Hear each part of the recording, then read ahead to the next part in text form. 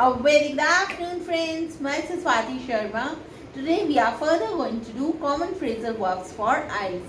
देखिए आज हम कुछ और common phrasal verbs करेंगे तो शुरू करते हैं। सबसे पहले बात करते हैं grow apart की। देखिए grow apart का मतलब क्या होता है? grow apart का मतलब होता है जैसे दो लोग हैं, वो एक दूसरे के बड़े अच्छे फ्रेंड्स हैं, तो टाइम के साथ वो ग्रो अपार्ट हो जाए तो इसका क्या मतलब होगा कि वो दूर दूर हो जाए, उनमें फ्रेंडशिप वैसी ना रहे, मतलब वो बहुत अच्छे फ्रेंड्स ना रहे, अलग अलग हो जाए, तो उसे कहते हैं stop being friends over time.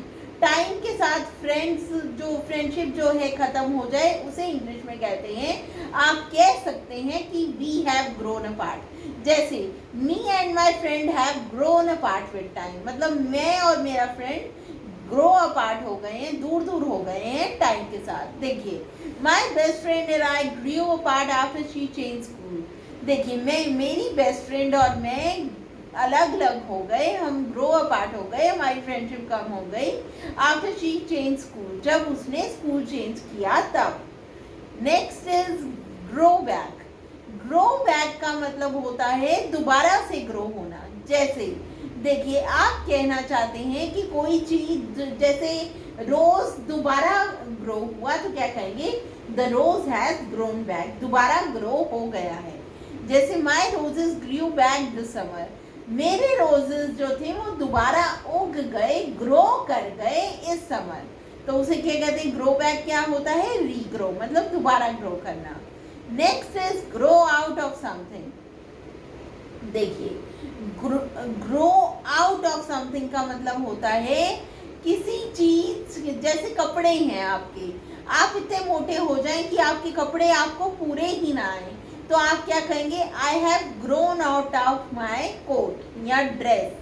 तो क्या होता है ग्रो आउट ऑफ समथिंग, किसी चीज से बड़े हो जाना, मतलब उस पर फिट ना आना।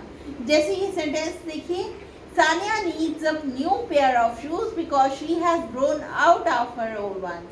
सानिया को नए पेयर चाहिए शूज के, क्योंकि उसके जो पुराने वाले शूज हैं वो छोटे हो गए हैं। सानिया ग्रो आउट हो गई है, मतलब उसके पैर जो हैं बड़े हो गए हैं, तो ये क्या होता है, grow out of something. Next is grow up.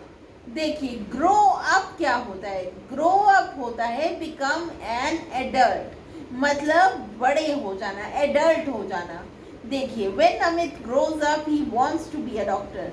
Namit कहता है जब वो ग्रो अप होगा तो वो डॉक्टर बनना चाहेगा, तो क्या होता है grow up, become an adult. Next is hand something down. Hand something down होता है give something use to somebody else.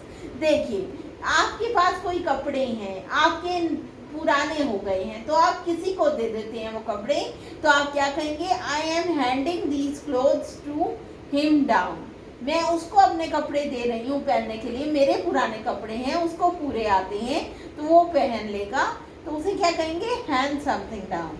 देखिए give something use to somebody, use चीज किसी को दे देना पहनने के लिए, उसे कहते हैं हैंड समथिंग डाउन। देखिए I handed my old comic books down to my brother, मैंने अपनी ओल्ड कॉमिक बुक्स जो थी वो अपने ब्रदर को हैंड डाउन कर दी, मतलब अपने ब्रदर को पढ़ने के लिए दे दी।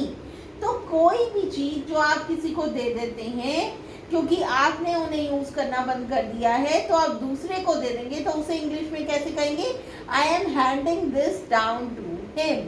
So friends, that was all about it. I hope you learn them thoroughly and bring them into your daily use.